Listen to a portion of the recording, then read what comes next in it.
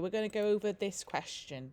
So use technology to draw this graph. So on the y equals button, I am going to type this in. It's going to be 2x squared minus 5x minus 3. So let's type that in.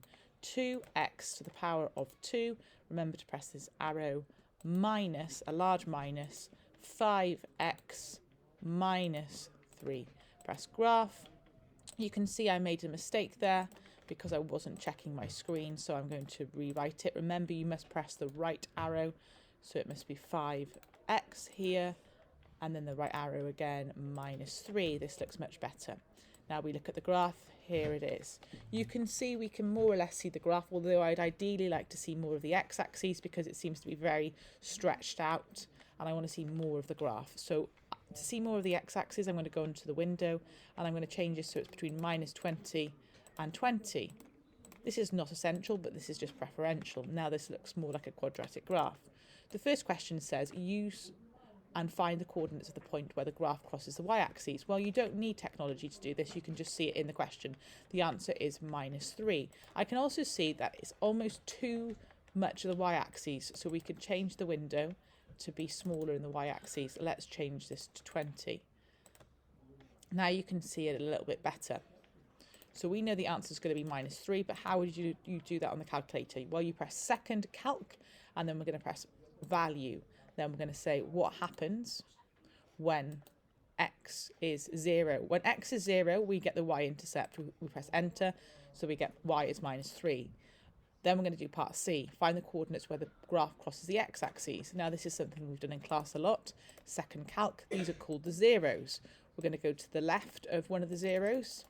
So we're going to focus on this 0 to begin with, and press enter. Then we're going to go to the right of one of the zeros, press enter. Then we're going to go on the 0. Our 0 is at minus 0.5. You could also see this in the table. So if you go up and down the table, we're looking for where x is 0. One of the solutions, sorry, we're looking for where y is 0. And y is 0, x is 3. And we can expect another 0 around about here. So something I've not taught you is you can actually change the way the table's going up in, and then you can see more y values.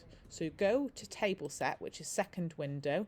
Table set is going to be what the number starts on and what it's going up in. So let's make the x's go up in 0.1s. Then we're going to press enter. Then we're going to press table, which is second graph. Now we're going to see the two positions where it crosses the x-axis. So we can see here, perfect. So when x is minus 0.5, y is 0. And we can see now the x-axis is going up in 0.1s. But if we were doing it using the graph, let's do the second one, second calc, 0, which is number 2. Then we're going to go to the left of the x-intercept, we press enter. We're then going to go to the right of the x-intercept, we press enter. And then we're going to go on, then press enter, and then we get our second solution. It says find the axis of symmetry. That is really easy. All you need to do is you go on to the minimum. This graph has clearly got a minimum because it's a positive quadratic graph. We know that because the 2, which is the number in front of the x squared, is positive. We're going to go to the left of the minimum, press enter. We're going to go to the right of the minimum, we press enter. And then we're going to go on the minimum and then press enter. And then our axis of symmetry is simply going to be the x value. So you would just write x equals 1.25. The coordinates of the vertex is just x and y. So it's in bracket 1.25, comma, minus 6.125, close brackets. Remember, write more digits if you don't know how to round properly. Finally, the domain and range, well, the smallest y value is going to be minus 6.125. So it's going to be bigger than minus 6.125. And the x, like all quadratics, is just between infinity and negative infinity. So y is going to be bigger or equal to minus 6.125. So you write this like this.